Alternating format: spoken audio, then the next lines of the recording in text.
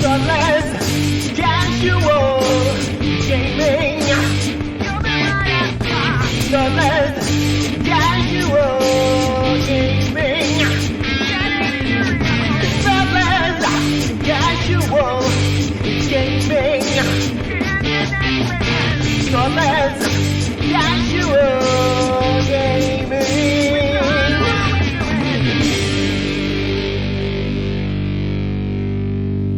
Hello and welcome. You are listening to Thoughtless Casual Gaming with Brett and Jace. We're a Geelong-based gaming podcast where we talk crap about everything and big note ourselves.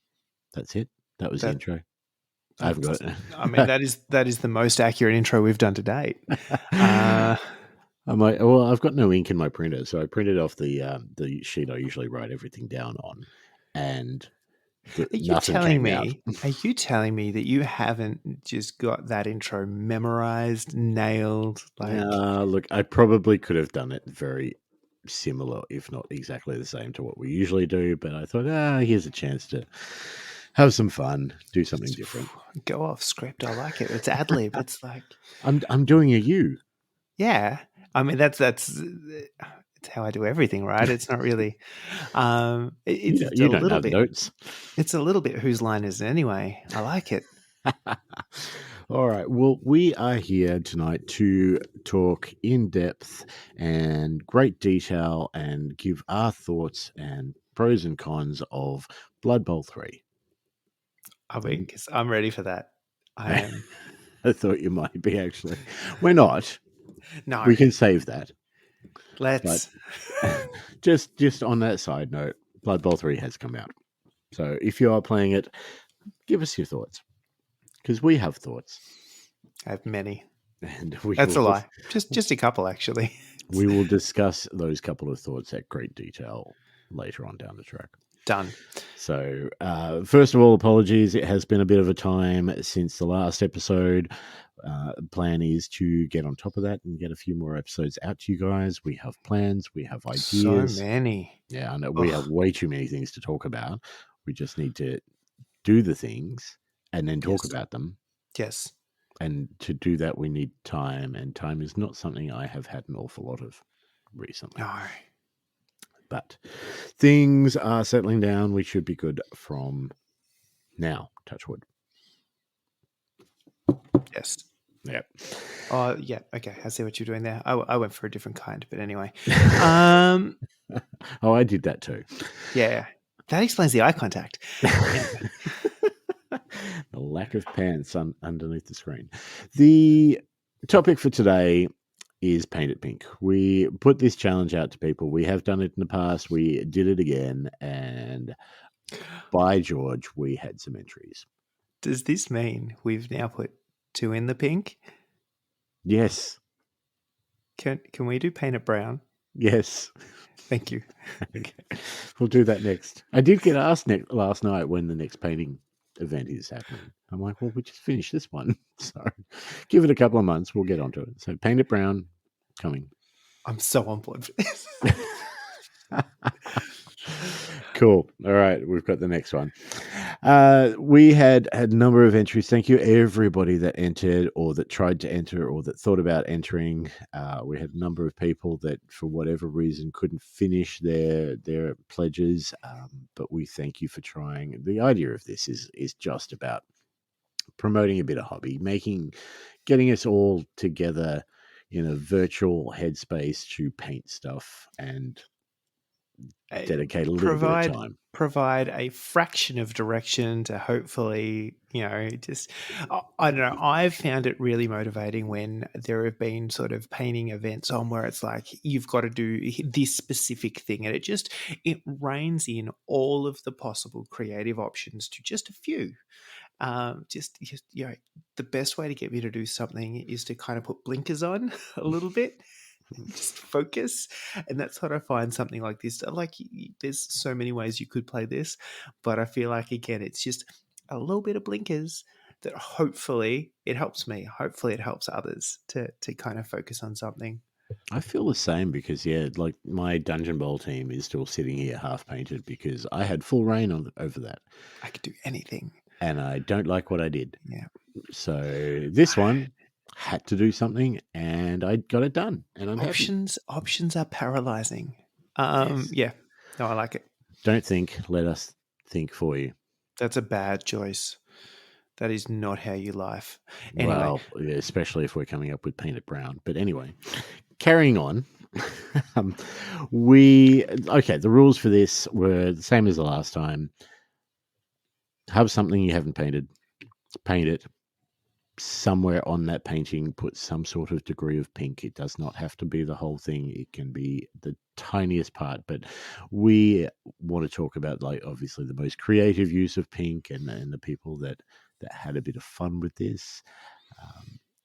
But that was it. That was the rules. Take a photo of it when it's painted. Done. yeah. Take a photo before, take a photo after. Have more pink after than before. It's not rocket science. We're not good at rocket science.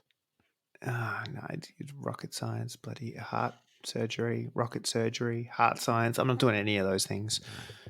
Unless they're pink rockets. Yeah, but I'm just not sciencing them. No, true. So, do you want to talk about yours first, Jace? Yes, but if pink is effectively a shade of red, would pink rockets go faster? Sure, why not? Anywho, back to the point at hand. Things that we did. He says finding a photo of what he did so he can remember what the hell happened. Oh, yeah, that's right. I found I was looking for a way to kind of paint something I wouldn't normally paint. Is the moral of the story. I find these a really good opportunity to paint things that you wouldn't normally do. And so what I went for was bust. I went bigger scale because I wanted a chance to play with some stuff. I've done a lot of Blood Bowl, Mordheim sort of gaming style stuff recently. But bust, I went for something a little bit more sci-fi. I paint a lot of fantasy stuff. So again, just a chance to bust that out. And then the other thing I really wanted to play with was texture. There was a bunch of ideas kind of floating around my head. So I found something with a bunch of different materials and things, and it was a little bust. I think it was from Loot Studios. Of just like this little chick with a big spanner. That's about it. It was a little girl, big spanner. It was glorious. It was actually super cute. She's got very much a sort of almost a Tiny Tina aspect about her. Yeah. It's a fun little sculpt. It was just, again, it wasn't anything sort of big and grimdark and angry. It sort of had a little bit of cheekiness about it, so it gave me the giggles, and that's kind of enough to get me motivated. So it was funny. The pink was the one bit I wasn't sure how to tackle on this one, because I knew I wanted to do some non-metallic metal stuff. I knew I really wanted to hammer down on some textures. So there's a lot of sort of stippling. There's a lot of cross-hatching and kind of scratches and things, layering up of textures and trying to show things like worn leather and, sort of rough material and stuff like that. And then I finally got to a stage where I went, shit, I better put some pink on her. And otherwise, it's all for nothing. I know, right? Which I think I found a few different spots. Like I've done her like top part of her top pink. She's wearing a bit of a scarf. Thank you. That was the word I was looking for. In a slightly different pink. I'm like, how can I throw pink in without making it a pink model where we've painted everything pink? So this was, how can I throw in a few different ones? So the scarf is a little bit more of a muted sort of dusty, darker pink. I couldn't help myself. I did have to bust out the fluoros for a little patch on her sort of goggle strap. I couldn't not put some fluoro in there a little bit.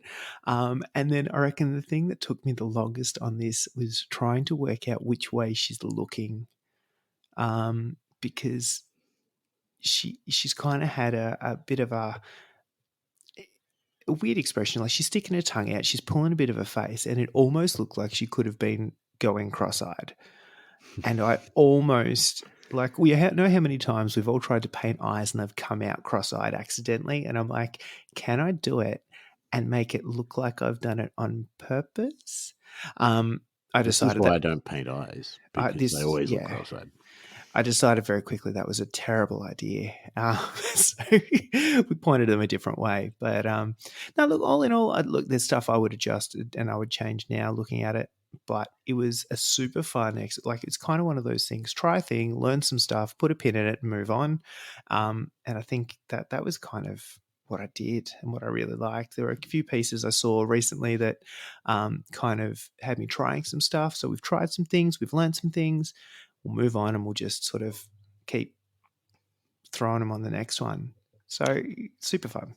The wrenches is particularly interesting to me. So that's all non-metallic, is it? Mm. That's come out really nicely. Like just what sort of method are you using for the little scratches or the highlights on that one? It was a lot of just little tiny lines. So it's just normal acrylic paint. I didn't do any sort of funky contrast things or anything. So it's just layering up to the different things. It's, there's an obvious edge highlight in there, but then it was just going, all right, this thing needs to be worn, it needs to be used, it needs to be, definitely not brand new. So it was a lot of just literally painting lines and dots and dashes and shit all over it. Because with the brown and the sort of rust that you've got going on there, it definitely doesn't look new, but it doesn't look as overly full-on rusty that I would normally do, which is pretty much like rust everywhere. Yeah. And I was trying to find that thing like I want it used, I want it not new, but I also want it like if you're using this, it's probably going to have rust knocked off. There's going to be shiny bits. So that was kind of the idea. And then it was just trying to find the spots that would stay rusty even if it was getting used. So I tried to do like a lot of the edges a lot shinier. Probably could be a little bit shinier, to be honest, now I'm looking at it. And then trying to find out, because the gold is very yellow, like it's too yellow to be realistic gold, but fun. And then, using things like greens in the shadow to show a bit of wear and tear and sort of almost a patina effect on gold, even though I'm not sure if gold actually does that. But meh. That looks great. I think you've won. Well done. Yay. All right, we'll just call that an episode. All right. Thanks for listening, everyone. Anyhow, what did you do? Well, I sort of went the same way. I wanted to paint something that I don't normally paint. And I mean, what I'm doing at the moment is in my normal painting is a lot of, I've been painting a lot of Blood Bowl, obviously, some Marvel Crisis Protocol, some Star Wars Legion, a little bit of that. So I went in a 40k route. That's a row. I went 40k, and Sorry. Yeah, I know. Well, that's fine. We're all aware of your opinions. No, to be fair, you went the best way to do 40k. Yeah, to be fair. And look, I came across in perusal of, I don't know what it was, whether it was Instagram or some Facebook group or something, or maybe it was just YouTube videos that came up after I watched something else. I came across this image of an orc commando with camo and pink skin. And I thought, that's really interesting. You don't see orcs with pink skin these days or ever. And I thought that could be interesting. And I got thinking that way for a brief amount of time. And then realized that, look, I paint pinky type skin or, reasonably often. What if we went the orc way and had orc skin, but went pink camo? And this brought me back to my old Rainbow Six days. So Rainbow Six Vegas 1, where I would play and you get up to a certain level and there was this beautifully bright pink camo that you can unlock for your character. And as soon as me and my mates all got that, we just, that was all we wore from that point on. And it's fantastic. And it, again, reminded me of a story that a friend of mine told me. He used to play EverQuest 1 in the days that you could dye your armor anything you liked. And so he dyed his armor bright pink. because it is the ultimate dickhead detector, right? So, and Absolutely. I had this in Rainbow as well. People would join the game, see the pink camo, go fuck these guys, and leave. Perfect. And It's they are the people you don't want to play with. The people that are going to judge you by the color of your camo in this case. So it brought me back to those days and reminded me of that. And I'm like, that's it. I need to do pink camo. yeah. It has got me on so like in early 2000s. You know when they did like every color of like cargo pants were a thing, Yep. and then they started doing the camo, and then they started doing the color, and you used to get the blues, and all of a sudden there was suddenly pinks Yep. and it's got a real kind of early 2000s. I Love don't it. know what you're camouflaging yourself into with this. I mean, there are But pink flowers on there. I put pink flowers on the base. So and I did the usual thing that I do when I can't think of anything else on the base, which is just black crackle paint over a couple of different shades of pink painted in random directions. So the crackle paint pops and it looks like it's, dirt Exploding. Yeah. exploding out of like a pink base, Yeah. basically. But I had a lot of fun with this. I didn't get this model until much later in the event. Then I was trying a few things, but I was also busy with life. So I sort of had to whack this guy out pretty quickly. But I did my usual thing. So contrast paints. I love contrast paints. Like So for good. people like me, they are so good. They're And just good. the skin, like the orc skin, it just, orc, I think it's even called orc flesh camo, and then highlight it up with a couple of layers. You leave that contrast in the reserves of the skin where it's deepest, and you just work your way up, and it's quick, it's easy, and it works. So I did that for the skin. So normal green skin, didn't go the pink skin, and then the camo, I just went like a magenta contrast, and then again layered it up with a little bit of pink, a couple of shades of pink, and then the camo I was just doing random lines of a light, like an edge highlight pink, basically, that I've got, and then random lines of white next to those random lines of pink, and it seems to work. I'm happy Yeah. with him. No, Yeah, absolutely. Is that the new? Did you start with the new contrast magenta? yes, the How Doomfire magenta. how Yes, good is that color? I love it. I And love it. it's There are some so really good ones in the new set. yeah. But as a base for this, like it is literally the perfect shadow color, and the camo is absolutely like it reads like you look at it and you go, yeah, he's wearing camo pants. Yeah. I can tell because I can't see them. No pants. Pants off Friday. It's not Yeah. Friday. But yes. Look, I'm really happy with him. And especially for it was really only a couple of nights' work. You So smash this one out, and Mhm. I can't help. So I also love the fact that it is so obviously the pink that is the feature. yeah. Like, because otherwise he would just be a regular everyday orc. But no, he's an orc that's definitely leveled up to the point where he can buy the pink camo costume, but also the little star on his belt buckle. Yes. I feel like I'm staring at his crotch a lot because there's that little star. It's just, I don't know why that's there, but I felt like I had to. yes, Like it just had to be yellow. And so it's very eye drawing, let's say. yes, Yes. yeah, But yeah, look, yeah. I got this model, put it together on, let's say, the 14th of Feb, and then he was done by the 25th. Yeah, So damn. yeah, 11 days, right? So smashed him through, and like he was an easy pleasure to work with. In all honesty, he was just one of those models that doesn't take any effort. It just all seemed to come together. And look, I also, the credit there. I know it sounds like you smashed him out just based on that timeline, right? You got him on this day; it was done by that day. But let's not also forget that the actual amount of painting available time in that timeline was, oof. He Yeah, was scarce. I have had a busy couple of weeks, and none of that's been anything remotely to do with stuff that I need to do for myself. It's been things I needed to do for work. So, yes, me time and family time, as I have been Reminded? reminded of quite considerably recently, has been very scarce in the last couple of weeks. So, Yeah.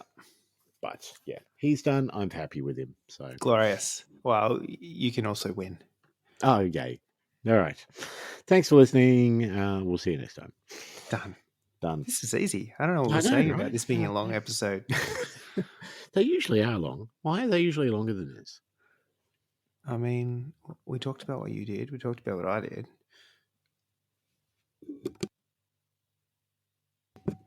That's it, right? Shit. I think that's. Do we have to talk about anyone else? Oh, yeah, other people. Forgot about that. Ah, shit. All right. What inconvenience. I know, right? What inconvenience that they did what we asked them to do.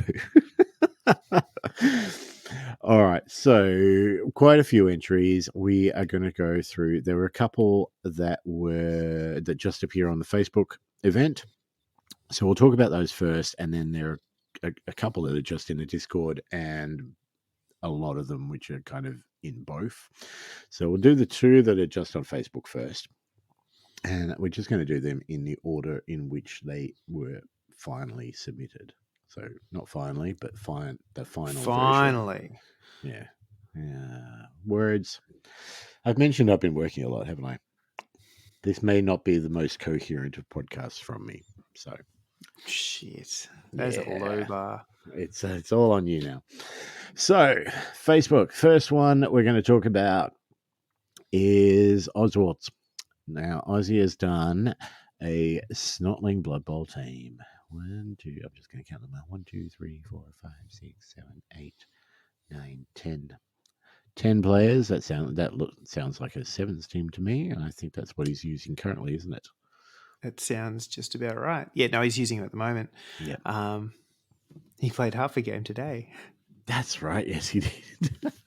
When he was supposed to play yesterday, and then they rescheduled for today, and they played half a game today. Now, these are your regular run of the mill green skins. The troll is green skin. All the snotlings on the pump wagon and all the snotlings not on the pump wagon are all green.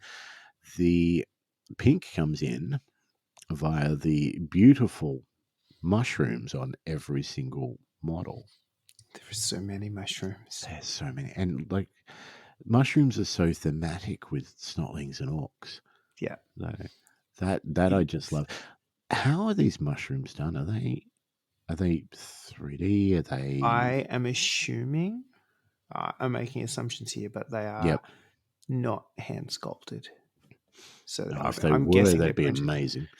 Yeah, I think it looks like some of them might be a bit similar. So there may be the 3D, but the pink mushrooms, spot on. It is, and it's such just a consistent theme across the team. Like that's almost, apart from that, like the snotlings are hard in that there's not actually a lot of stuff that isn't skin to do. Like a bit of a loincloth or something on most of them, and that's about it. Giving them a little bit of a character in the paint scheme is really tricky. So inspired, just going, let's mushroom these guys up. Let's shroom our snot. Yep. As you do. And then, as I said, because it's what you look at when you see the team. Yeah, it is, and it's what ties it all together. And the pink mushrooms and the yellow on the bases too. Yeah, like the yellow is just a spot on color for me because it works so well. It's you look at it and it's green and it's pink and it's yellow, and those three colors seem to work for me. Yep. No, they just, it's one of those that they're all sitting pretty similarly. Like you haven't got a real heavy contrasting color, but it kind of works. They're all looking in the same environment. They're all doing the same kind of thing. It means that all the sort of leathery browny color that he's got throughout it doesn't detract. It doesn't really muddy him down because you got these really bright areas that pop through. He also banged these out. I can't remember the exact timeline, but it was pretty This quick. this final picture that he's submitted, I think, is on the 19th of Jan. Yeah. So yeah, so that is a month and a half before the competition ended. So that's huge. I love the pump wagon. So the pump wagon is it's so simple color scheme wise. Mhm. It looks like it's got a bit of brass or something like that in there too, but it doesn't look like it's on the base straight. No, it looks like it's hit the mushrooms and Yep. it's kind of veered off course a little bit, and like the snotlings, which are always hanging off the edge and stuff, but they look like they're hanging out for a reason. It's because they may have fallen out. It just it adds so much character, and I love it. I love that little angle that it's on. I'm also impressed that he actually put all the snotlings on the pump wagon, because I did not do that. Well, I've painted one of my pump wagons, and the other one I've just put together. But the one I painted, doesn't have any snotlings on it whatsoever. No, I think I put like 2. I also really like the troll is a cool as model, but Yeah, I where is actually that from? Do you know? it's a Brute Fun Okay, yeah. sculpt. Mhm. So it's a 3D print. Brute Fun is the sculptor. It is bloody glorious. There's one looking at me at the moment. I really should get around to.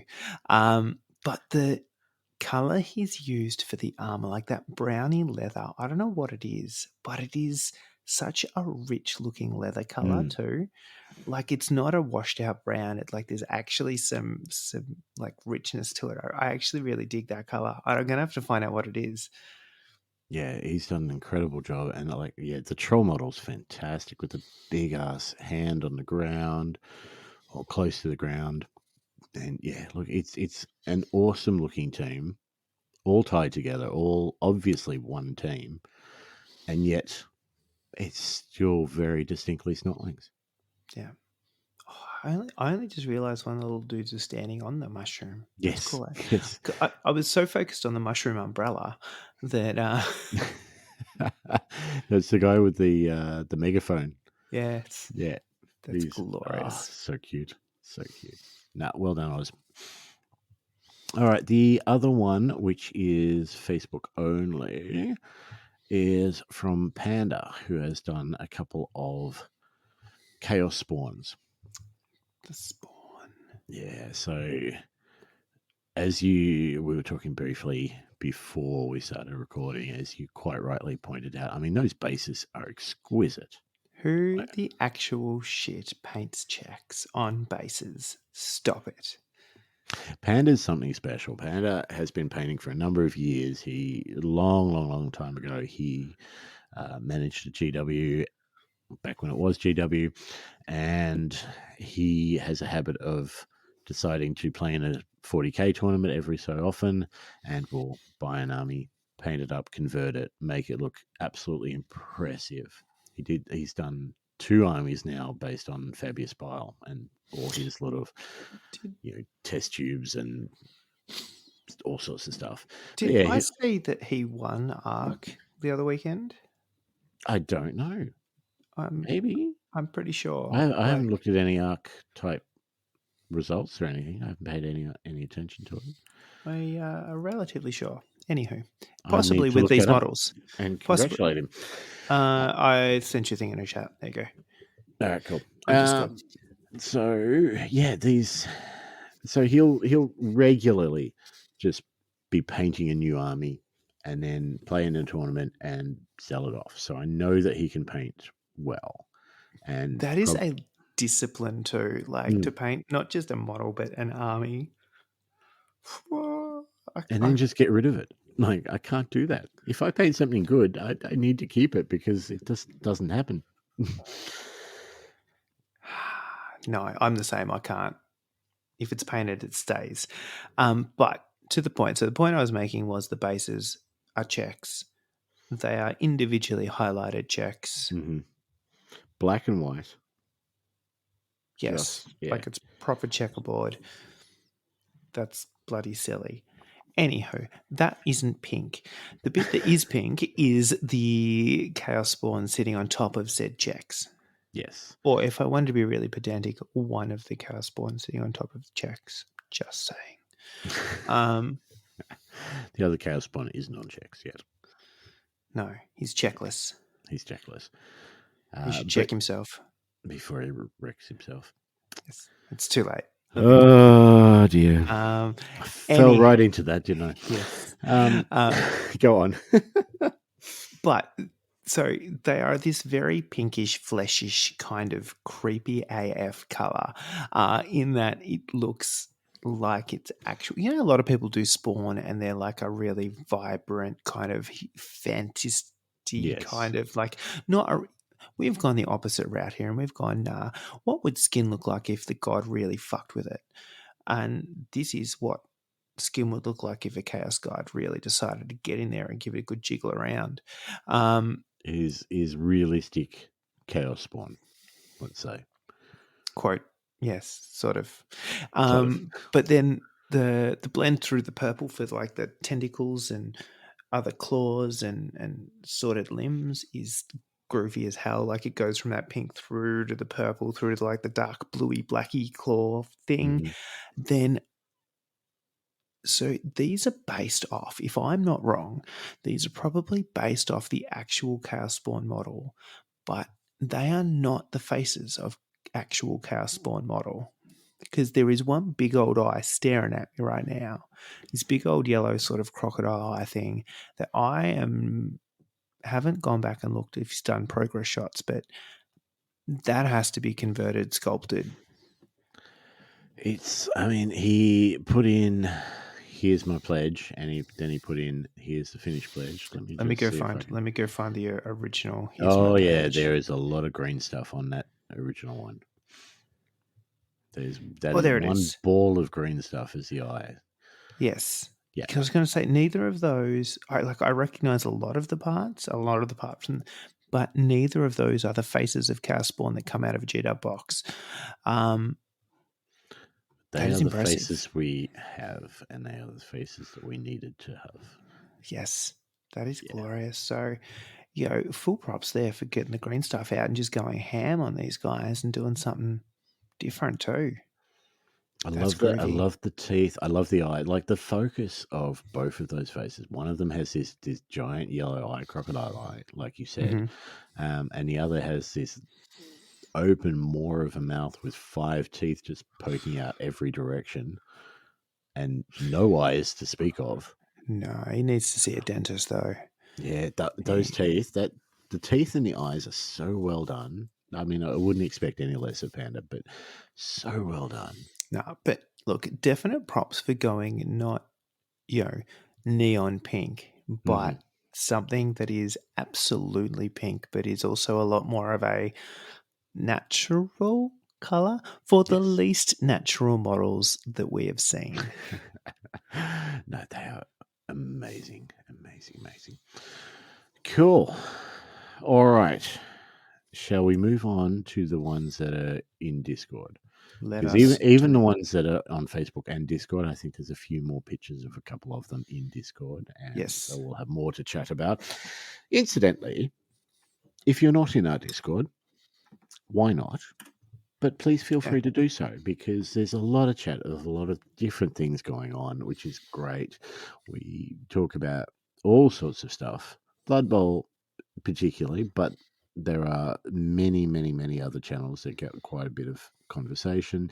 Everything from other games, so Marvel Crisis Protocol's in there, 40K's even in there, much that Jace has discussed. It keeps having comments and things happening in that channel. Marvel Snap is in there if you're on that on your phone, like quite a few of us are. By all means, people that are not. Like, is that a thing? My friend from the States came. Let's just interrupt this with a anecdote or a story. But my friend from the States came. He did a comic signing at work, and then came back to my place, and we caught up. I haven't seen him for like 10 years or so, right? So we are chatting until 3 o'clock in the morning after he's flown in from the States and I've been working stupid hours, right? So how we stayed up till 3 is beyond me. Yeah. Poor life choice o'clock. Yeah. But part of that was us mucking around and getting on Snap and playing each other. So, So you've actually done the play a friend. I have thing. played a couple of friends, yes. So I've had a couple game or two with James, but yeah, Jason and I were just getting on, and we were mucking around, and he was like, "Thank you," because some of the games he won, he would have retreated out of if it wasn't me. But it was me. I didn't have the cards I needed, and he did. So it's a learning experience. But anyway, Marvel Snap, good game. Discord. That was what I was saying. Jump on Discord. Yes. We have lots of things to talk about, and we promise we won't go off on as many tangents there as we do in the That actual is not as podcast. safe. There are actually more people that are less focused than we are in that Discord. That is not a promise you can make. That's a promise I can make about me. Yeah, I but just know how many are we tangents I've talking? already gone on tonight. Are we So talking? When we say we, are we talking about the royal collective we of the Discord population? Because the Royal Collective we of the TCG podcast hosts. okay, Even then, 50% of that is accurate. Then yes, 50% of the time works every time. So Discord, first one that we've got with finished models is Adam. So Moosington in the Discord has painted some pink Necrons. when you say some, I don't know how many. Like it just lots. I've stopped counting. I think he actually did do a count in one of these posts, but all right, you talk. I'll scroll. Oh shit! I got to talk. Okay, I was Yeah, you scrolling. There is an absolute shit ton, and what I love is that so he started doing pink crons, and he posted them because it almost just coincidentally coincided with this event. So he's just like, "Oh, I'm doing pink crons, and you're doing a pink thing. I'm gonna add, 2 and 2 together and get 5."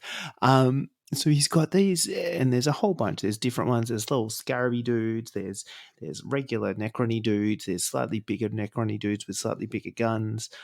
I clearly am up to date with my Necron type lingo. I think there was a comment there where he's still actually not sure what game he's going to play with them yet. But it's a thing. So I think it's just shy of 40 models. So all many. up. So many. But And A, they're what I Necrons, which I love, and B, they're pink, which I love. So good. And so pink. Like, it's not like, a little bit of pink here and there. It's like, nah, I'm making these guys pink metal. Yeah, like what you expect to be silver on a Necron is pink. And it's like it's almost a metallic pink. Like, it's clearly Necron. It's clearly metal, but it's clearly pink. But there was this piece where he was like, I've done a few of these. And I'm like, mate, you got time. Like, this is January. He's like, oh, sweet, I'll do some more. And then he did some more. I'm like, holy shit, he did some more. Buddy, you still got time. I'll do some more. This just rinsed and repeated. So I'm trying to work out. So there's I'll talk about the scarabs first. So there's a couple of bases of scarabs, and the scarabs are absolutely pink. And there's half a space marine on one of them that has been bisected, and blood is pouring out of the waist of where the rest of the body should be. There's a little skull on the other one, which is so cute. Oh, here we go. Here is the total I've painted. 19 immortals with 3 different weapon options, 15 warriors with 2 weapon options, and 5 scarab swarms. 39. Done. Yeah. Jesus Christ, Moose. Like, well done. I'm having a quick look at the immortals now. So it almost looks to me, I'm trying to get this right. So there is definitely silver on the Necrons itself. So it looks to me like the guns are like completely pink and just glowing, and it's like almost an OSL kind of. Yeah. Like, So much Yeah, pink. okay. Because even the scarabs, I'm looking at this where it's like, yeah, there's a little light type thing in the middle of them, and then everything Mhm. around that is pink as well. He has gone ham with that. Um, I actually really dig the fact that also he's done, like, he's still got traditional, like, shoulder pad things. Mhm. So what I think that does really well is actually give them some structure, and you're like, all right, well, there's a lot of pink and there's a lot of metal going on, but you can clearly read the model because you know where the shoulders are, and the rest of the model kind of falls into focus. Yep. And it's kind of like you've got the red for the basic grunt dudes and gold Mhm. for a potential Yeah. leader or So leader. straight up practicality for gaming Mhm. winner. Um, Equally, what it does is because the base is a kind of reddy browny There dirt is a lot of situation. blood on some of these bases. Like They have this done some unkindness to some people. straight out of Predator films. That's what this is. Like people without skins and without bones and just like intestines or something on the ground. It's impressively gory. Yeah. But I feel like the color of the shoulder pads actually ties in with that really well. I mean, it kind of like it top and tails the model. You've got this kind of reddy brown base and then these reddy browny kind of shoulders for most of the guys. And it lets A, the gold one stand out, but B, kind of gives you I know where the bottle stops and I know where the metal starts. Mhm. And then the middle is pink and it's the best. We like pink medals. Is that what you're saying? And I cannot lie. All right. Um, Look, huge props to Adam for the sheer dedication that he's gone to for these. I mean, I want to know what he's playing with them. I want to know when these guys are hitting the table because I want to see an opponent rock up to a table and him to dump the pincrons on them and be like, yeah, I'm going to goss you in the face. yes, I want to see these guys like trashing the crap out of other teams. You know, you're bringing Ultramarines. Yeah, I've got Yeah. Pincrons. I see you've painted blue. Yes. Rookie error. Blue goes to red very quickly. Yeah, no, these are fantastic. I me. love them. He has started silver. I found a work in progress. He started with silver and then he's just gone pink over the top. But there is just so goddamn many. It's like Rules for this competition was choose a model. all models. I All think we did say models. all models. Yes, but Like that was an option. I think we might have expected, say, some Blood Bowl teams or maybe some Underworld's war bands or Mordheim crews or something along those lines. Not, I mean, It's painted a whole bloody 40k army. pretty much. I Look, mean, I'm not doing. that's bigger than Kill Team. So Yes, that is several kill teams. yes, There's a dude on that scarab base that is just legs and gore from the waist up. yes, that's the one I was talking about before. He's Yes. like, He's still standing there, like it's just it's disappeared. only just happened. Like Yeah. the body's fallen off the base, so that's no longer in existence It's as far as fresh. yeah. Ah. His legs haven't realized he's dead yet. No, they're still running. He's done the whole chicken thing. That's so good. All right, I'm going to say awesome work, Adam. Can I possibly ask? I mean, you can ask. I want to see a monolith.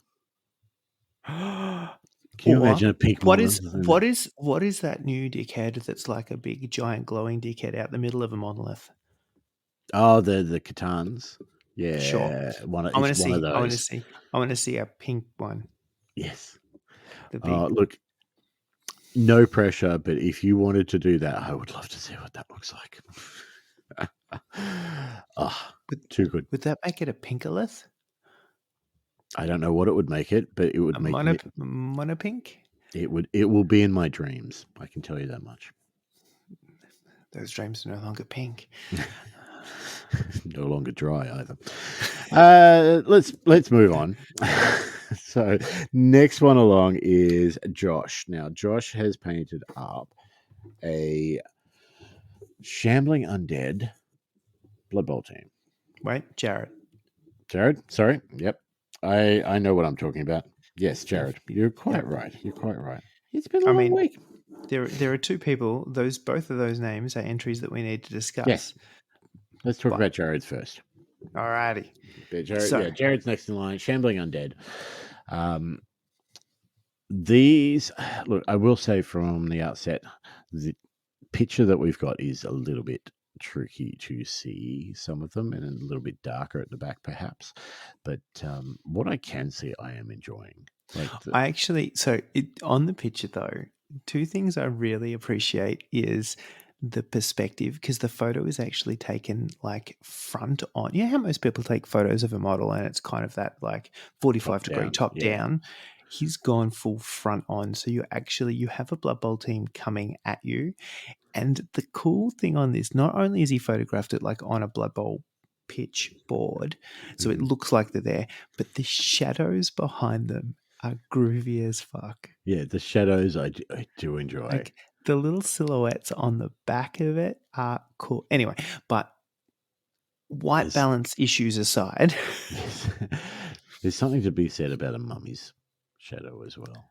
Those mummies, like the pink contrasted with the white that he's done, how he's done yeah, the white for the bandages is just awesome. Like, I've been lucky enough to see these guys in the flesh because he's playing in the current league. So I've seen him throw the dice a couple of times, and I will say that in the flesh, so in the hand, the pink is actually a little bit darker. It's more like a darker magenta-y kind of feel. It still goes to that real edge highlight, but it's so much creepier because it is this slightly darker, slightly sort of more, as a magenta kind of creepier looking color. But the flip side, like, or the other part of that is the white on the bandages, which is like a grey white kind of thing. Because the pink is darker, it stands out even more in person. The same with like the ghoul skin and some of the bone on the skeleton. It actually gives it a more contrast when you get them in. Like it's like the light on this has washed them out a little bit and you lose a little bit of the effect. So having seen these guys in the flesh, it's another level of impressive. I'm just comparing. I've got one of my own mummies in my hand. You know, the Dungeon Bowl team I was talking about. Yes. How I was not impressed with it. I wish my mummies looked like that. Like the bandages on them, like the bandages, and it's the contrast between the dark pink and the white. But also, what I was thinking is that it's too easy. Pink's one of those colors that you can very easily paint a Blood Bowl team in. Pink, purple, green, red. A lot of those colors work very well for distinguishing armor for Blood Bowl teams. Yes. The trick with pink is, and what you can fall into the trap, and God knows I've done it, is making that pink too bright. Mm-hmm. And a too bright pink on a Blood Bowl team is, the brighter it is, the harder it is to pull it off, I think. And for example, I've got an ogre team, which I did for the last painted pink competition, and I think they are. I mean, admittedly, I went fluorescent with those, but I think they're too bright. I think this sort of pink that he's done here is just that right shade of. It's such a good. It's actually this really sort of, as I said, dark, kind of imposing, creepy kind of. It's a slightly richer color in the flesh too. Even in the pictures, though, it's not like he's gone fluoro pink. They definitely have a highlight. They definitely have some shadows, but it's kind of this darker sort of, desaturated magenta kind of thing that goes up to a pink, which I really dig. Which is what you want for an undead team. You don't want bright colors. And again, going back to my team, which is, it's bright yellow, and I'm trying to dull it down a bit. The bright color does not work as easily with an undead team because you don't expect them to be wearing new armor and new shoulder pads and all No. the rest of it. But there's also there's a lot of light colors between the bandages, between the bone, between like a pallid, fleshy kind of colors and stuff like this, that you need something darker on the model. Otherwise, the whole thing is kind of the same lightness. So doing this really kind of contrasty pink, like it makes, because the rest of the model, the rest of the colors are pretty neutral. They're browns, they're, kind of olivey greens and grays and stuff, but they all stand out now because you've got this sort of pink backdrop to them. Yep. Yeah, no, I am digging it. And I'm also digging the bases. So the bases tied in as well. So it almost feels like, and again, you've seen it in person, I haven't. Seems like sort of almost, it's like a Blood Bowl pitch, but almost like a dead Blood Bowl pitch. Yeah, it's kind of almost swampy or marshy or something that's not real healthy. I actually really, the tufts he's got on there and stuff, they're not long ones. Mm-hmm. Yeah, they're nice and short, which is what you'd expect if it's a Blood Bowl pitch that's being used and trampled run on, and yeah, all those things. So I think there's some really clever, really subtle choices that make it work on, with Blood Bowl specifically in mind. Yeah, no, I really dig this. It makes me hate an undead team. I don't want an undead team, but undead teams are cool, man. it's necromantic horror teams are cool. Undead teams I can take or leave. Undead as a general rule is cool. Let's leave it at that. I mean, that's why I went dungeon. They for could them, have so I could werewolves, I'm just saying. So I could do both. Yeah, no, really, really like this one. All right, so scrolling on, there's a lot of progress pics here. I'm just looking at my list. There we go. So the next one is Jared with his OSL. No, Josh with the OSL. We just talked about this. I was totally Jared. Totally did that on purpose. You wrote them backwards, didn't you? No, I wrote them the right way. I even numbered everything. So I've got Oswald 1. I've got Panda 2. I've got Jared at 4 and Josh at 5, which is absolutely the order that we're reading it in. First, what I did was clicked on the picture to open it nice and bright in my screen, and then read the wrong name off my list. So now I've started crossing them off, so we won't have that problem again. See what you've done here, and I like it. We learn, we improve, we move on. Everyone's name has got to start with J from now on, though. Great. So this is, what is this model? So it's an elven sort of, almost elven witch sorcery kind of. I don't know what the model is. I don't know what the model is from. I don't know where this has come from, but it is pretty. Just as a model, like it's got a real D&D vibe about it. Yeah, that's what I'm thinking. I look at this and I think, for some reason, I think Hero Forge, where you can build your own models and do it that way. So, and that reminds me, because I've done that for D&D campaigns in the past. But so she's got like a pink fire that she's holding in her right hand, and that fire is obviously lighting up that side of her arm, of her face. A little bit's going down towards the pants area, from what I can see. Yeah, it is. But then the color kicks in, and then everything starts looking normal again. Now, I'll have a quick chat about this first, I think, because I am no expert on OSL, and I have barely tried it myself. The best I have done is putting, say, a yellow contrast onto a black painted thing to get the glow from some fire or something. That's the best I've done. And I tried a little bit with the Darth Maul that I did recently, and then decided I didn't like what I was doing, so I took it off completely. So, from a complete amateur's point of view, I really like this. I really like how it's lit up. It's obviously OSL. It's obviously that pink burning onto the model. The OSL for me is really good. I love the fact that this is his first try at it. So as he's said in the comment, I thought I'd give OSL a go for the first time for this event. Don't think I quite landed the effect fully, but it was fun to give it a go. Look, I don't think it's going to take very long for him to be able to pull that off completely. I mean, He's already first crack. shitting over me, so let's put that right out there. I mean, but that's all our preferred place to anyway. And But I'm not talking in a foreplay sort of way here. disappointing. But I think firstly, this is fundamentally what I love about these events. Are people like, I'm going to fucking try something. I've never done this. It's one model.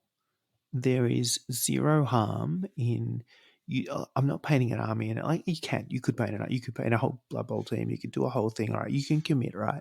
Or you can go. Here is an excuse or an opportunity to just try something I've wanted to and I haven't. So fundamentally, just using this as that opportunity is an absolute win in my books. This is what we want. This is the whole point. Try something new. Try painting camo for the first time. Try painting OSL for the first time. That's what we want. And one model. It's it doesn't even have to sit in a private place on your shelf or whatever. It can be just the first try. Give something a go. Chuck it in a competition. And this is not a competition. This is an event. We do not judge by merit or end result here, or everybody is on an equal footing as far as we're concerned. But no, look, I love how he's done this. Yeah, all of those things. And there's some stuff that fundamentally people trying OSL for the first time, like there's some real stumbling blocks, right? First one is model is painted too bright overall. So it's like the model is standing in direct sun, right? And the challenge with that is that if you shine a torch in daylight, you don't get as much of an effect as if you shine a torch in the dark. So your effect is lessened by the brighter the ambient light is. So he hasn't done that, right? The model is fundamentally in some kind of shadow, like it's not broad daylight lighting by default. So tick right there. The second one is the lighting effect or the reflection or that glow kind of effect needs to be the strongest at the light source and the closest to the light source. So firstly, the light source, that fire in a hand is brighter, it's lighter than anything else there. It goes right up to a white almost, it looks like. So it is legitimately the brightest thing on the model. And then the further away from that you get, the less glow effect you get, which is exactly how it works, right? So I think there is a couple of things that people stumble on that he has just nailed in this first attempt, and the rest is just tweaking to preference. Like even so these are spellcaster sleeves, right? They're really low hanging and quite a lot of room for people to shove rabbits. Definite robe, yeah. Yeah. So even that right arm, that bottom of the sleeve where it goes from the pink to the green, which you could very easily, and I probably would very easily get carried away and do all of that pink because it's close to the flame. But it's not, because the arm's in the way. The shadow from the arm is in the way. So he's picked all those things really, really well. No, it's absolute. As I said, first attempt, you're like, are you kidding me? Stop it. Stop it. I hate people that are better than me at everything. Ah, dear. No, look, really love it. A lot of hate. I have so much hate in me. It boils me. Look, I love it. I think she's really fantastic. I think Josh, you should be really, really proud of what that. If that's first attempt, that's, like I said, craps all over my first attempt. I can't even remember my first attempt, but I guarantee it wasn't pretty. You've just done it a million times since. It is. All right. Yeah. The winner. Who's up? All right. Next up is Clinton. I like Clinton. this. Clinton with a J doesn't work, does Yeah. it? I mean, disqualified. Like, Yeah, we disqualified Clinton because that seems to be what we do. appropriate. Yeah. I mean, he got his in at least close to the end date this time, not like 6 months before. But Clinton has done a Blood Bowl Yeti, Yes. this is the model you printed off for him as a Patreon prize, isn't it? Yeah. This is definitely his Patreon prize, and it's also my favorite Blood Bowl Yeti. It's so pretty. So he's done pink, and this is where it's the out of the ordinary thing, which we love. The pink is the fur, and part of the fur, in fact. So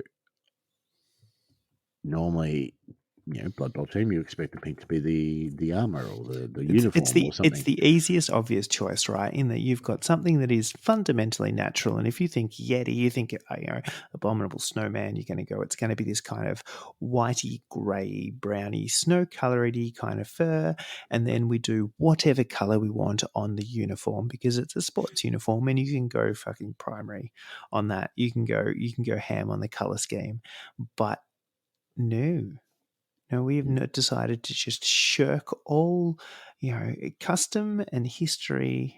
We are bucking the trend 100% here, and he's gone, we're going to go pink on the fur. He lives in pink snow. I assume that's the only logical assumption I have. Yeah, I mean, I'm guessing that's different to yellow snow. But the pink fur, more edible. I mean, it's all edible. It's just it's all edible. What flavor is pink?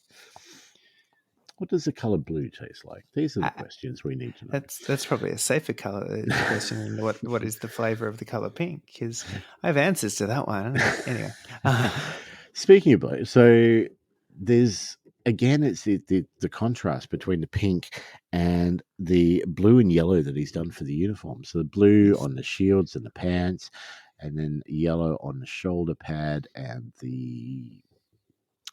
it's not quite chainmail type thing. It's like a scale kind of. Yeah. But I love this contrast. I love it. Similar to what I said about Oz's Snotlings, like that, having that yellow and that blue, so that they're still bright colors. Yes. But they accentuate the pink, I think. But also, like, that yellow, yes, it's a bright yellow, but it's clearly a bright yellow that he ain't brand new. Like, this guy been in a scrap. And I really dig the way that kind of has this worn, slightly beaten up, slightly scratched kind of, it's not the first day he's put this armor on. And the same for the pants. I mean, there's a couple of rips and stuff, sure, in the sculpt, but they were blue when he got them. He's had them a little bit. He may not have changed them all that often. They're a little bit dirty. Just a little bit. Yeah, that yellow in the sort of the middle of the shoulder pad is a lot yellower than the edges, for sure. Yeah. Yeah, they've been scratched up a little bit. And I dig it. I also really like he's gone traditional kind of field base for this. So it's a Blood Bowl pitch.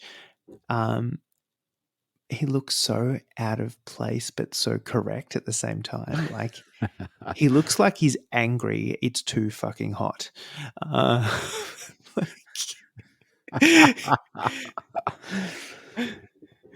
This is not his normal habitat. This is like, why the fuck? Where is my air conditioning? Get this place cooled. Someone get me a snow coin. So sick of these away games. I love it. And I love so you've got the pink fur and then the sort of skin color for the hands and the toes and the face. Yeah. The other one I really wanted to call out here is he's been playing with, and this isn't the first model recently he's done this with, but he's playing with really directional lighting and kind of cast shadows. Mhm. So I'm looking at one of the pictures that isn't quite front on, and the side of his face has, and the side of his arm down to kind of where that little shield is strapped to his arm and stuff, has a really, it's not a harsh line, but it's a pretty hard line of the light stops hitting here. So the light is coming from this direction and it stops because Yep. something is in the way, and there is a shadow.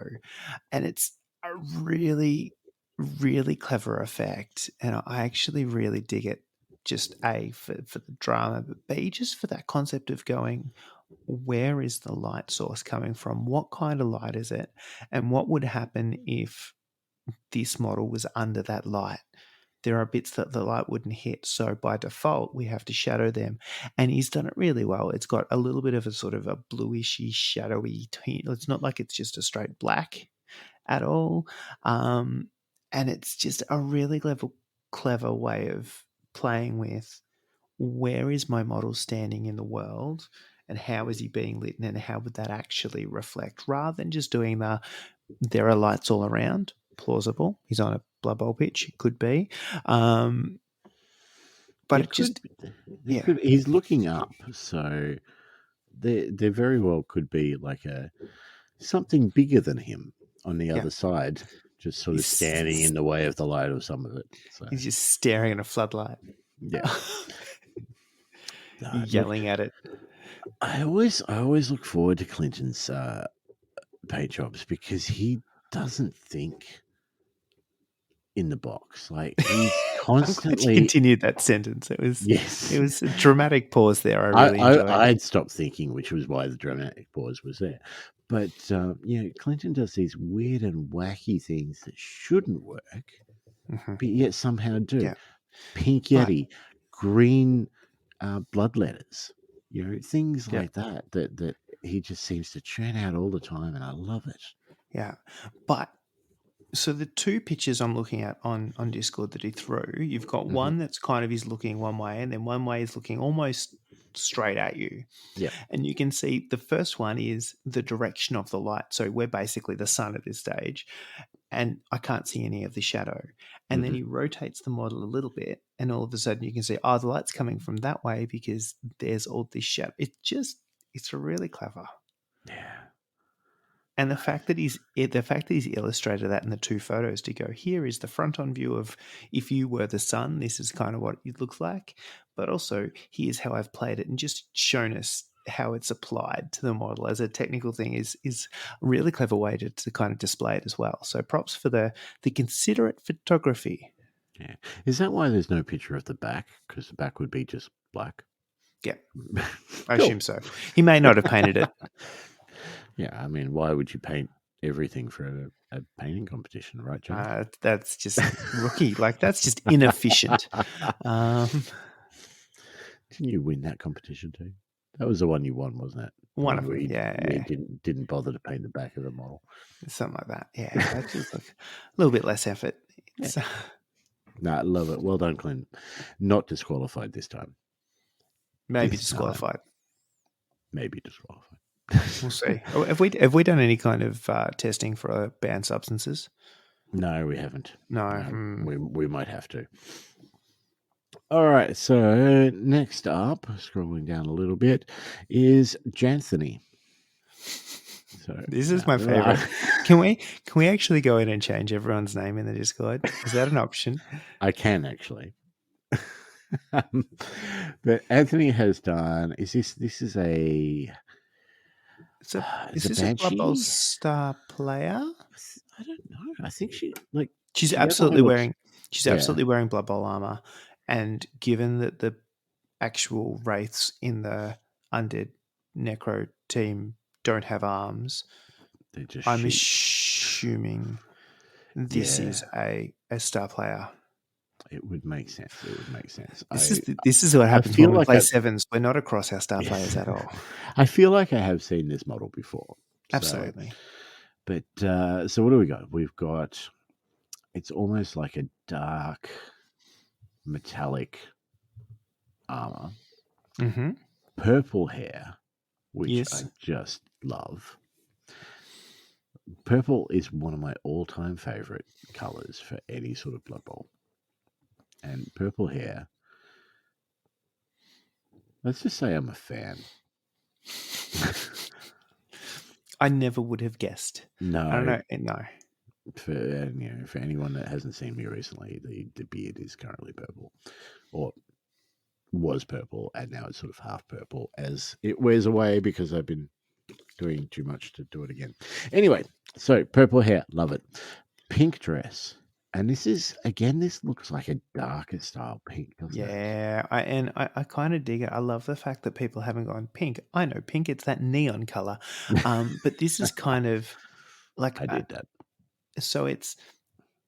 Well, I wouldn't say yours is anyway. Yours is a paler than but this First one, yes. So neon. the first one, absolutely different story, right? But this is so it's an undead team. She clearly is no longer alive. She's clearly like that is not the dresser's first day. It's like this is whatever No. she was buried in or whatever, right? And it's a dusty kind of older. It looks like it's she's wearing her vintage best. It's got that kind of feel about the color, not just the fact that it's a little bit tattered and stuff in the sculpt. It's got some holes in it, but it's not. It's not brand new, but it's kind of got this vintage fanciness about it in its kind of dusty, desaturated, darker pink kind of feel that he's done. It's not highlighted up the wazoo. Like it's got very obvious highlights where like the knee is a lot lighter than the other bits because that just where the light would hit makes sense. But it's not like it's super bright. Again, it keeps it that kind of desaturated. It looks like it's old. It looks like it's probably a little bit frail and tattered and all those things. It's not 100% clean because she's been dragging it in the mud with her little rusty chains.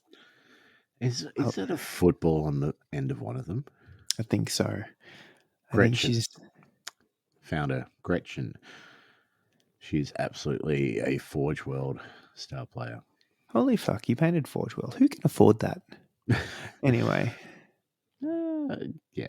She's about the cost of a team. Yeah, no, it absolutely is a Blood Bowl that's chained to her chains. She just, chained to the Blood Bowl. Is that a Black Crow song? Anyway, Black Sorrows? Anyway. The skin on, in particular, the face to me, I'm just trying to look at all Is these her photos. face skin peeling off? Is that what's happened here? Because it looks like that, doesn't it? It looks like a skull peeking through, and that the skin is kind of. Look, it's not. I wouldn't say pretty is the word I would use for the concept. It's mildly terrifying. Someone has torn off her face. I like it. No, look. She looks fantastic. The skin again is that contrast to the pink, which really, really works. The pink is the right shade of pink where it needs to be. Yep. And you've got the dirty old muddy style pitch, which again ties in because the dress has got some obvious mud and dirt and shit on it. The rusty ass chain she's dragging along the ground. Those chains aren't clean. It makes sense. Like it's not like it's a bright, sparkly chain covered in on a dirty, muddy field. Like she makes sense for where she's supposed to be, and I really appreciate that kind of forethought. I also really like, so we've got this pink, we've got the purple hair as kind of a transition, and then the armor is kind of almost got a blue tinge to it. And so you've got this real progression from the pink through the purple through to blue, which makes it really cohesive because everything it follows that kind of natural progression. So I think that's a really clever choice. But the armor is clearly shinier than everything else, so there's some really nice contrast just between the finishes of the materials as well. Smart, and it's smart. not new. Again, not new. New. It's weathered. She played this game. She played this game before. Speaking of which, Could this be a training day model? Oh, I had not thought of this. I haven't discussed that roster with him. The challenge with training day and undead. That's a different conversation for another day. But anyway, the linemen up and are a little bit rough. Yeah. But no, I really dig it. I love the purple to the pink contrast. I love the skin. Everything seems to be the right color. Yes. It makes sense, right? There's nothing where you look at this and you be like, "Ooh," even the fact that she's got purple ass hair, like it just you just go, yep, makes sense. I'm on board. So I'm out. Purple here is good. I like it. It doesn't necessarily make sense though in a natural like. I wouldn't look at your half beard and be like, oh yeah, that's probably the color it grows out of his face. Kids have said that to me. Kids. Still young and impressionable. Cool. All right. Well done, Anthony. Awesome work. Next up, still going with the J's in the names. We have James. That doesn't work. James? No, just James. So I think that's where I call it with the J's. The James has done Ghost Spider, who is Ghost Spider Gwen. Is that how it works? Is that just a different name for Spider Gwen? I always assumed that was Spider Gwen, but I can see the box and it says Ghost Spider. It does say Ghost Spider, but it is Gwen, isn't it? Yeah, I'm positive it is. Yeah. So he says doubting everything he ever knew as he responds to that, just because. Anyway, so this is one of those pieces where it's kind of proof that pink doesn't need to be everywhere to be effective. Correct. So James has done this very, very much paint by numbers to the box art, uniform, right? Yeah. Which is what you want with Marvel. You don't want to go out of your way. You can do different costumes or whatever like that. Like I did Deadpool in his X-Force costume, but there's a lot of alt costumes and things, but you got to keep it on brand, absolutely. And so we've got light blue shoes. Yep, the little ballet flats. That's typical. That's. It always looks like she could be very at home with like high heels in that outfit, but anyway, so bright blue shoes, and then the uniform itself is black and white. Also, can we just say a really quick fuck that to black and white at this scale? And I'm pretty sure James said that as well, because I know he had trouble. God, no, like whichever way you go, that's going to be difficult, isn't it? Yeah, there's no real winning there. You do a white undercoat, black's still going to take you some time. You do a black undercoat, white's going to take you shitloads more time. Yeah, it's no fun. No. And he's done it's not even like it's an off-white or a beige or a mother of pearl or any of he's gone white. It is white. This goes white. It is exactly what she needs to be. Like, yes, she is pretty spot on to that picture. And he's even included a picture for us. Yeah, here is the reference. And he's done to match the shoes to tie him into the little underarm bits, the pink bits underarm with the blue kind of spider web. But the pink features on this, I said it's a little bit of a under the arm. The eyes on the mask, which are white, but there's like a pink base to it, which is cool.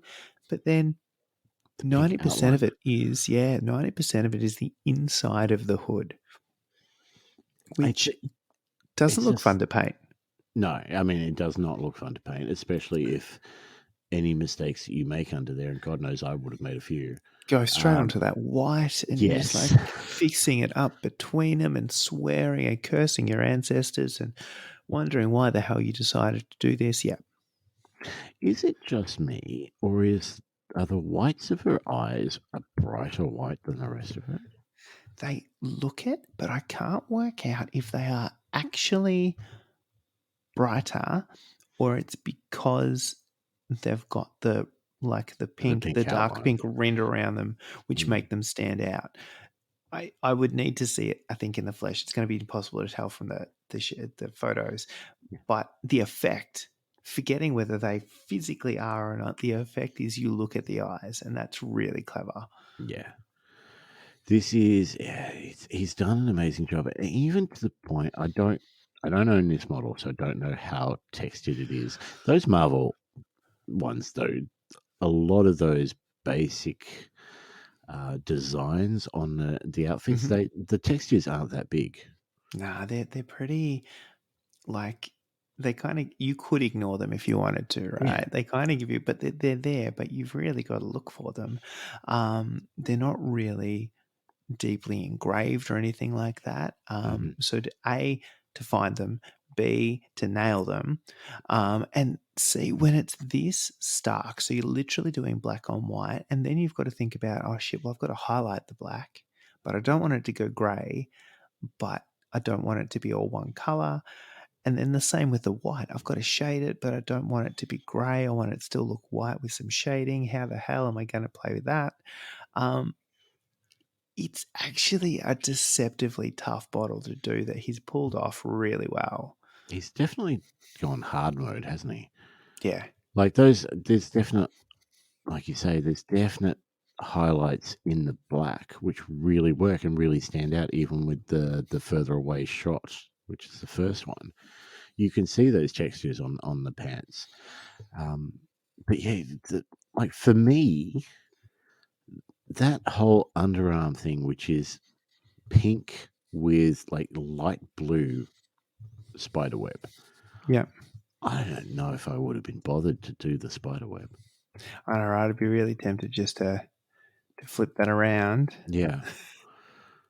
No, he's done such an incredible job here.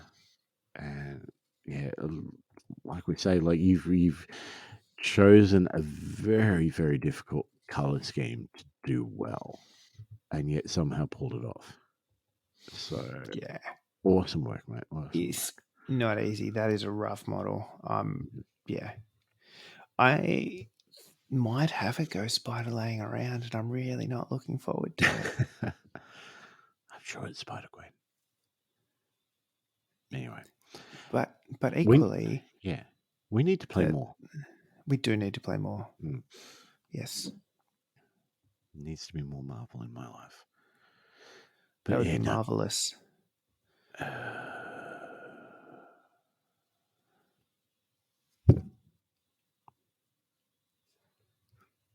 Perfect. Finally, this podcast. The internal groan did not stay internal. No, well done, James. Looks amazing. All right, so 2 more I want to talk about. One of which is the very next post, which I know for a fact she didn't finish, but I do want to talk about Alice's. So Alice did pledge Molog. Yes. So the giant underworld troll, and had put some effort into painting the mushrooms on him, and they were looking pink and they were looking very good. Alice then decided she wanted to do an absolutely full-on diorama base for this guy. Yes. And then ran out of time to do Molog, but she's put pictures of the base here. So let's have a chat about that. Now, this is huge. I've seen this in the flesh. It is a very large base. So you could fit very easily, you could fit all of Molog's crew on there for sure. Okay. And it's got everything. There's so much on there. Yeah. There are trees. There are ferns. Like, how the hell are there ferns? I think are they those little cutout things? I think they're the laser cut ones. Yeah, I think there's some of those. There is more tufts than one person should own. She But does like to then put a lot of effort into the bases. and I appreciate that. That's Mhm. genius. But then, so we've got what look like actual branches. So she's gone and harassed a tree for the tree. So that which I dig, right? You're going to really struggle to find something more natural looking than a bloody branch. Mhm. But then we've got this kind of middle bit that's a little bit churned up and muddy and all of those things. But it ain't the color of mud. No, It there is. is a lot of colour through there.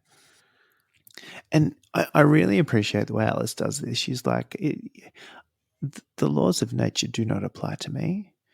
Um, so, yeah, someone stepped on this, and it's a little bit like the original Willy Wonka,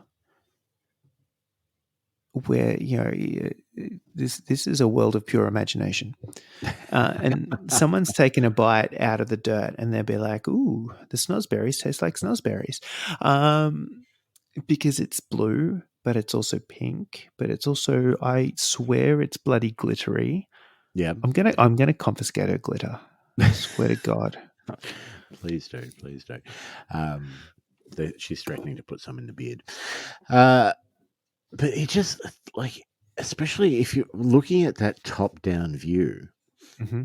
it looks like some sort of path or riverbed or something along Yep. those lines in the middle of this forest. So like the outside is very green and it's got those Yep. ferns and those amazing looking plants.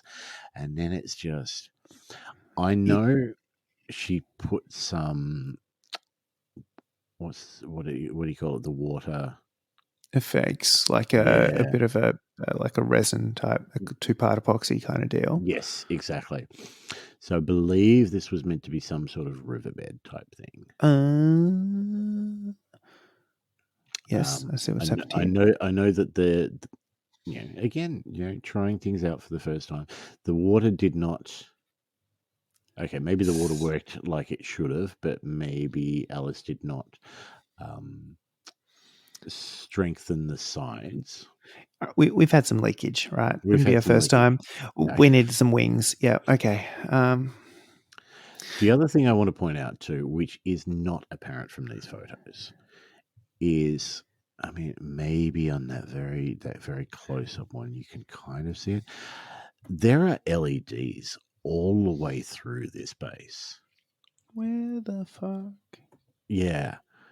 So they started off as absolute lights, and you could see them, and it had a little battery pack, and she turned it on, and they lit up like nothing. Fuck off. And then that wasn't what she wanted. She wanted pink lights. So a lot of this pink is sort of covering up the LEDs and dulling them down, and it looked amazing. And then the leakage happened.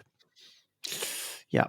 And a lot of the leakage got into the battery pack and things like that, and I don't think it worked after that. But even without that, like, this is an incredible base. So, yeah, there's 2 parts to that. Firstly, incontinence is not a joke. It's a serious issue that affects a lot of people, and we need to take it a little bit more seriously. But secondly,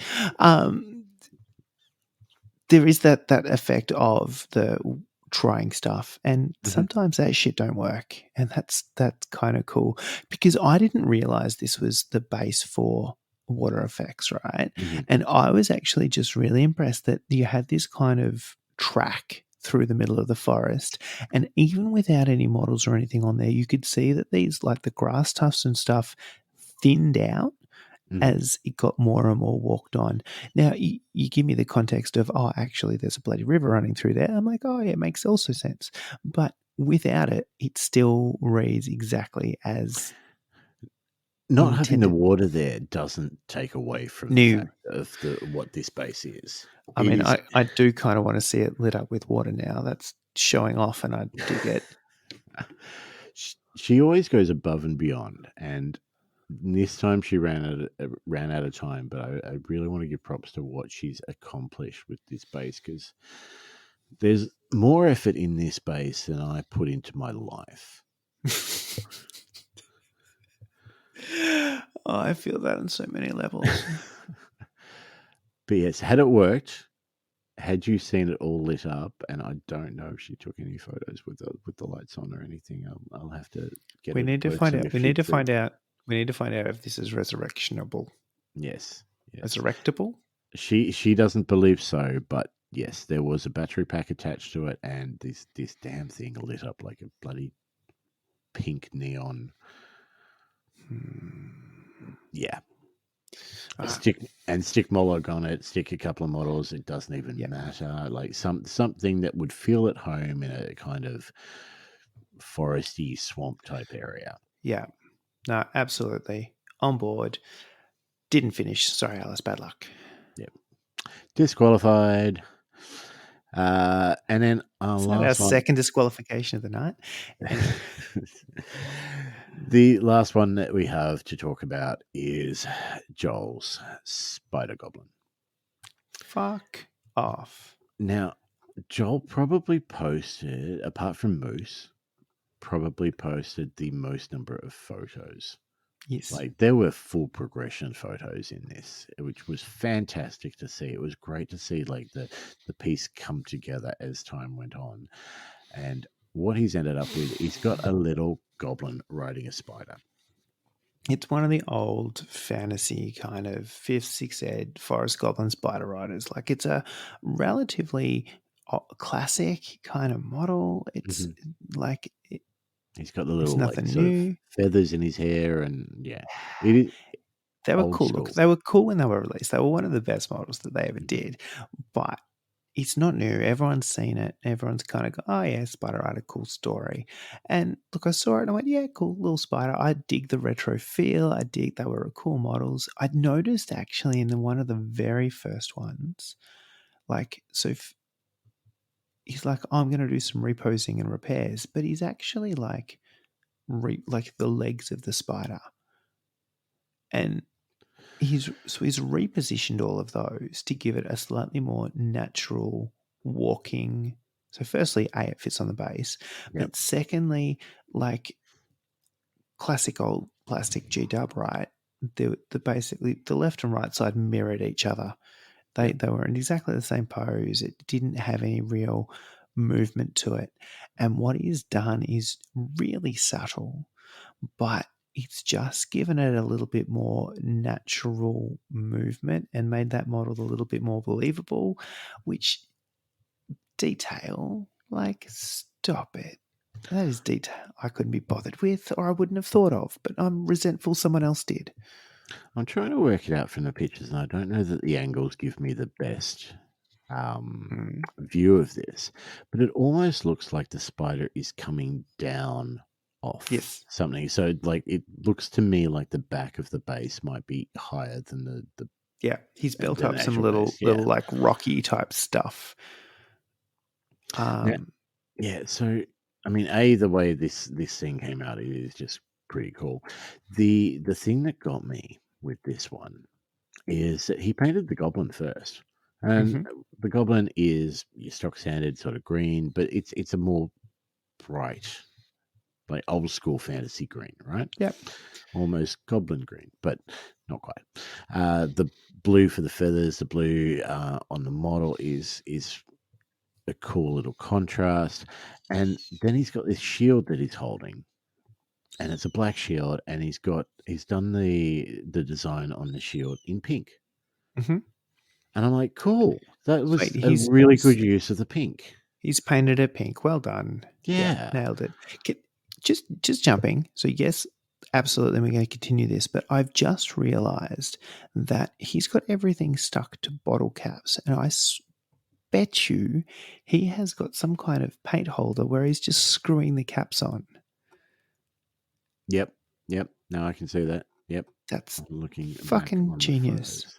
They're all stuck to different bottle caps. Yeah. That's sneaky clever, and I like it. Anyway, back to the pink shield. Oh, I see. I'm going back in photos, and I can see the rock now. Yes. That's much better on that photo. Cool. So, yes, he's got this awesome looking, cute-ass looking fantasy goblin who is green, and it looks exactly right, and he's holding one of those old-style Warhammer shields that you used to get. Round shields with the embossed thing on it with the Yeah. spider, and the spider is pink. And I'm like, that's a really clever, subtle use of painting it pink. Like he's taken the brief and he's gone, yeah, I can throw some pink on this thing. Yeah. Done. Check. Subtle. Well done. Then there's the spider. Yes. So after painting the goblin, he has painted the spider. And with the subtle use of pink on the goblin, the use of pink on the spider is not subtle. It is not. The whole spider is pink.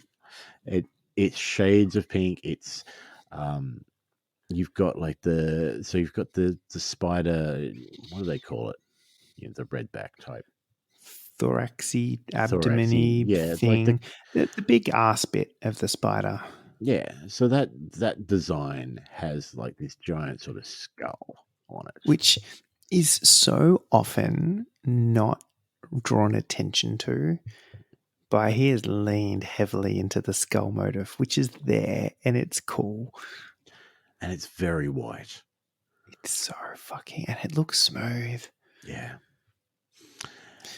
And then the rest of the spider is pink. Apart from the eyes. pink. All of the pink. So you got your mandibles at the front, which are white, but not quite as white to me as some of the photos show them as being almost as white as the skull on the back. But the rest of it is just various shades of pink, and all the shades look perfectly done. Yeah. And I've only just there's multiple ways that you could tackle this. And I think if it was me, right, I would have started with a darker shade of pink and highlighted up, right? But I'm going back and looking at the way that he's done it, and he's basically gone for his sort of mid-base pink tone. And at some stage, he's highlighted that up and he's done all those, but at some stage he's gone in and he's basically like pin washed, like lined all of the creases in between all of the joints around that white skull that he'd painted. He's lined around that later. Like the control or the cleanup, I'm not sure which one it is, but he's done one of those two things or both of them really, really well, because it is such a clever way of just going back and being like, right, I'm going to make sure that this has all the definition that it needs. But he's literally gone in with a darker, like a magenta-y, darker, reddy. It's still pink, but is darker. And he's lined everything between the eyes, around the face, in between each of the leg joints, around all of that little skull. And then he's gone around and highlighted all of the other bits that need highlighting. And equally, I cannot be asked. Yeah, I cannot be asked painting things separately. But he's pulled the little rider off. He's stuck the rider to a bottle cap. He's put that in his very clever little paint holder thing where he screwed the cap on, and he's painted the rider. And then he's painted the spider. And then after he's painted those two things, he's stuck the two together. And every single time I do that, I end up with that white frosty glue shit. And I see none of that. No, it's not natural, is it? And the base itself, like from what he's gone to in the original picture there, like that rock is absolutely superb. It's the right sort of color. It's got a bit of green on it. I was going to say, and then again, the mix of kind of like grass and stuff. So he's done it as a base, kind of a dirty base to start with, but then he's gone there's some static grass, there's some tufts, there's some lichen-y looking stuff. Like this is all on like a 25 mil round or oval base. So there's not a lot of space there. And there is just the variation in texture is something that makes it look so much more realistic, quote unquote, for the bright pink spider with the goblin on top. But it brings so much more to the model, but it doesn't, like you still look at a pink ass spider. Technically the spider's ass is white. The rest of the spider is pink, but it's a pink ass spider. Yeah, it's very clever. Very clever. Really well done. The shading on the pink is just, shading up to almost white in parts. He's thought this through, and like, if this was me, I'd be like, "Oh, cool. Oh, I'll put some pink on the spider. That'd be great. Oh, it's got a skull. The skull will be pink. The rest of the spider will be black." Like, that would be my Yep. first impression. Absolutely. And again, white, brave, Mhm. and she looks smooth. Yeah. Like it's not an overly, like, the entire skull is white and it is a relatively consistent white. There's not a lot of shading, but also that kind of works given the Mhm. lighting situation. Absolutely. But it is just so consistent over such a large, flat, smooth kind of area with a hard edge around it that he's gone back and lined in. Again, if that was me, there'd be bloody marks or bumps or shit or bits where you could see me trying to clean up the fucking pink line from around it. Like, that is hard work to pull. That would not be me. I wouldn't even bother. It's beyond my capabilities. And I really love the black eyes on the spider as well. Yes. Again, totally the opposite way to the way I would have gone. I would have done black spider, pink skull, red eyes, or something along these lines, or yellow eyes. I reckon he's repositioned the back legs as well to actually wrap around the rock on the base a little bit. I think Because that back leg looks like it's not in the position it would be if he was flat on the ground, but it's perfectly fitting the rock. It's just a lot of detail in a teeny tiny little model.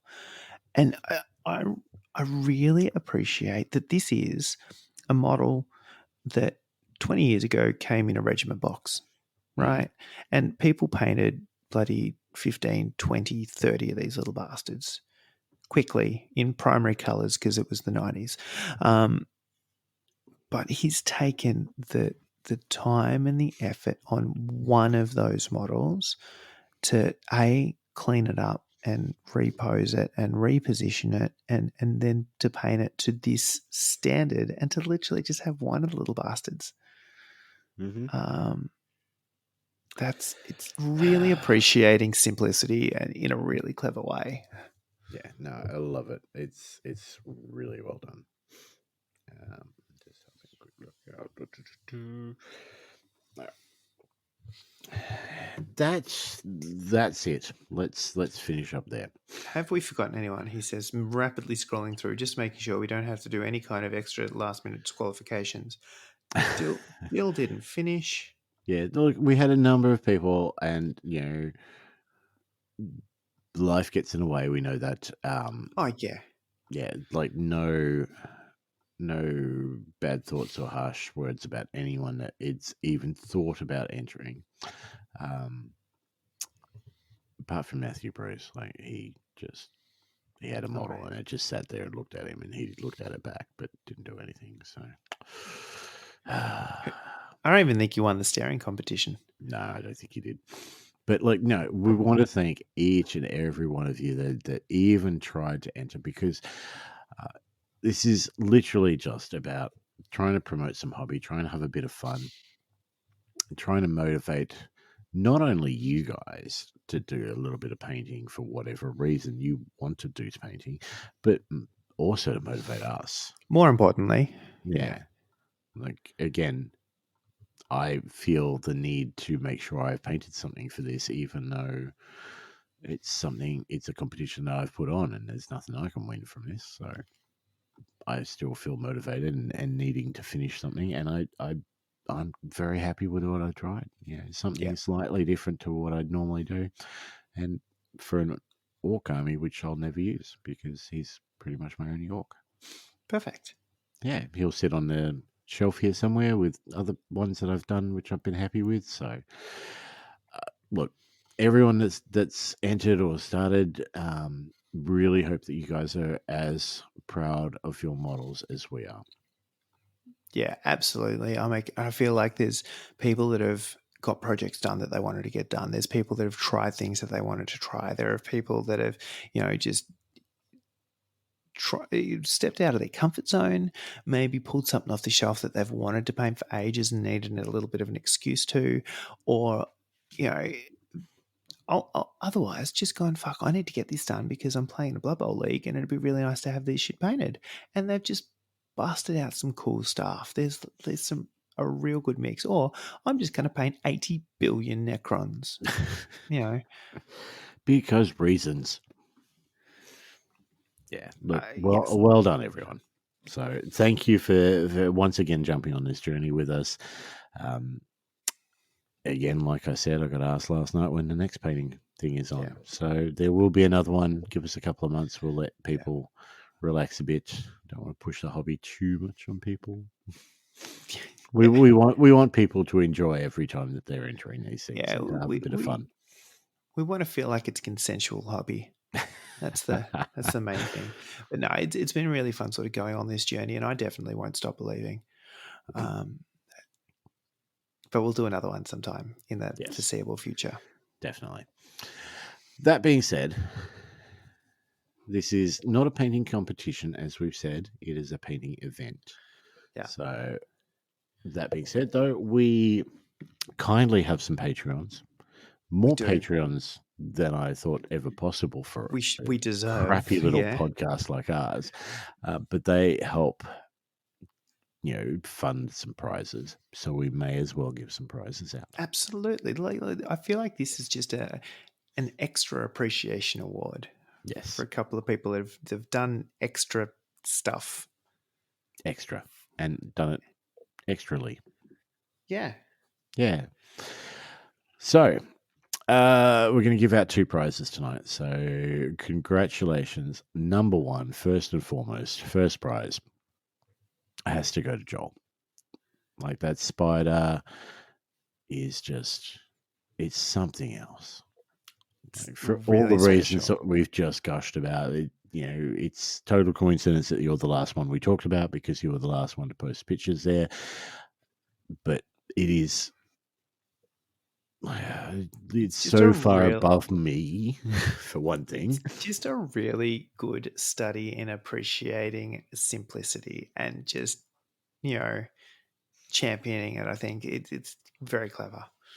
Yeah, no, awesome work, mate. We were blown away, and we were blown away throughout the piece. So thank you again for all the progress shots that you gave us, because I really liked that there were so many progress shots, right?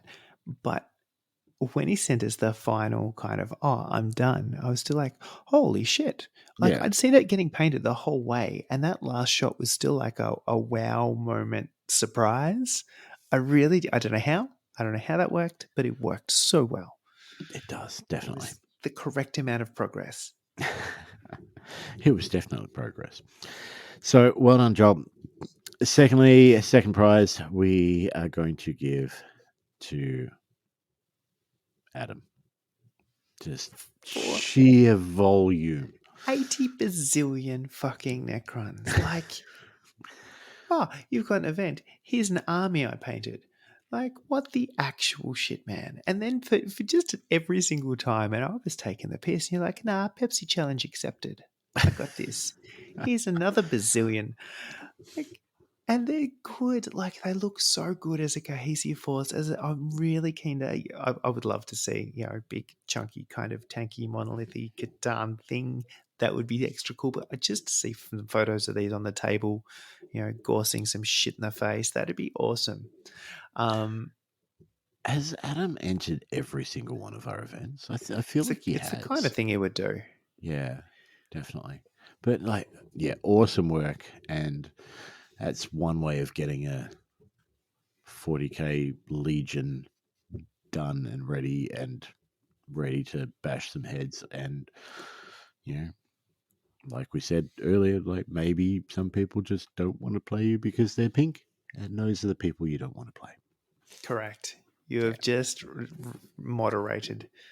It's the best. No, it's so impressive. I dig it. Just disciplines. Like the last time, I'm trying to think of the last time I painted a fucking army for anything. More than 10 models. I'm like, nah, I'm not interested. Yeah, no, it takes effort, it takes dedication, and it's that whole chain painting sort of, Yeah. what do they call that? I'm going blank slightly Batch? tonight. Batch Batch? painting, thank you. That you have Yeah. to No. really dedicate time and effort to. He absolutely has a hard-earned thirst. And a hard-earned thirst deserves some good paint. I think Yeah, that sounds right. yeah. I think that's how it works. At this point of the night, it sounds right. Anyway, thank you again to everyone that joined this little journey with us. And we will see you all hopefully in the next one. Yes. Before we wrap up, I just want to just quickly do something. What? Can you hear that? I can. Yes, but I'm not sure what I can hear. I'm gonna have to edit the shit out of this now. That is in my hands right now. The dice for training day. Dun dun dun. They look really pretty. They came out an absolute treat. So we have received all the dice in for training day, which is Saturday week. Holy shit! We better get our shit together. Yeah, so not long. There are tickets still available at this point, where we've sold about 13, I think. And so is room for more. If not, then the prizes are going to be so much easier for other people to win. But if you want to get involved, there are some awesome dice that you will get on the day, and there are many possible prizes. And it's just going to be a more day like of fun, really. Yeah, we get to do fun things. We get to put star players on 7 pitches and watch them go silly. We get to try some different rosters and some stuff. It should just be some pretty casual, just try some shit funsies. Yeah.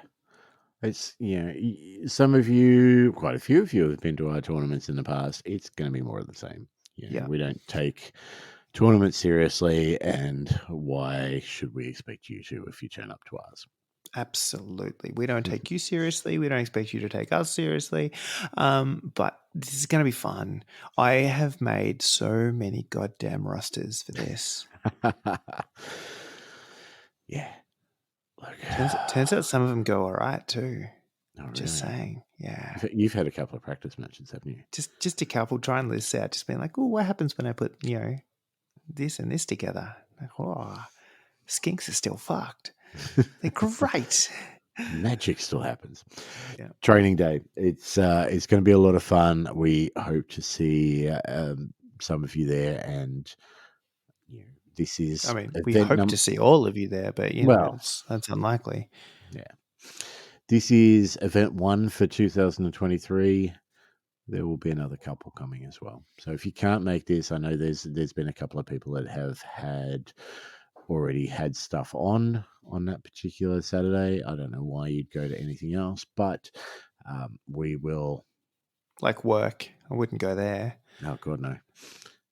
But we will, we will announce the next one reasonably soon after. So Agreed. Give yourself plenty of time to lock it in for the day. In the meantime, come the fuck to training day if you can. Yes. It's going to be fun. It is. I am looking forward to it muchly. And these dice are very pretty. Oh, I'm very excited. Speaking of very pretty dice, we also got the dice in, the new 2023 dice for the Patreons, and they are looking sweet as well.